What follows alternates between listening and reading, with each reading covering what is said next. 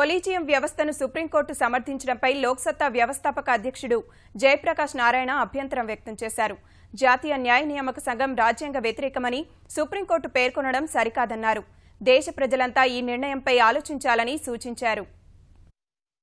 ఇవాళ సుప్రీంకోర్టు న్యాయమూర్తుల నిర్ణయాలు సుప్రీంకోర్టు ఉనికికి, సుప్రీంకోర్టు ఔన్నత్యానికి భంగం కలిగించేవిగా ఉన్నాయి. కానీ అది ప్రజాస్వామ్యం ద్వారా జరగాలి, పార్లమెంటు ద్వారా జరగాలి, ప్రజల ద్వారా జరగాలి తప్ప ప్రజలకు సంబంధం లేకుండా, ప్రజల తీర్పుతో సంబంధం లేకుండా, ప్రజల గొంతుతో సంబంధం లేకుండా ఏ సంస్థ అయినా కూడా నా అంత నేను స్వయంభుగా ప్రకటించుకుంటాను, నేను దైవస్వరూపుణ్ణి చెప్పినట్టయితే అది అప్రజాస్వామికమైన సంస్థ.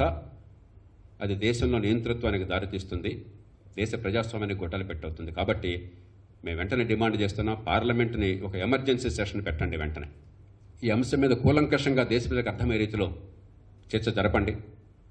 ఈ సుప్రీంకోర్టు ఇచ్చినటువంటి తీర్పు రాజ్యాంగ విరుద్ధమైనటువంటిది కాబట్టి దీన్ని తిరస్కరించి రాజ్యాంగాన్ని కాపాడండి. పారదర్శకంగా, నిష్పక్షపాతంగా, నిజాయితీపరులు, సమర్థులు, జవాబుదారీతనంతో సుప్రీంకోర్టు, హైకోర్టులో న్యాయమూర్తులుగా వచ్చి ఏర్పాటు చేయండి.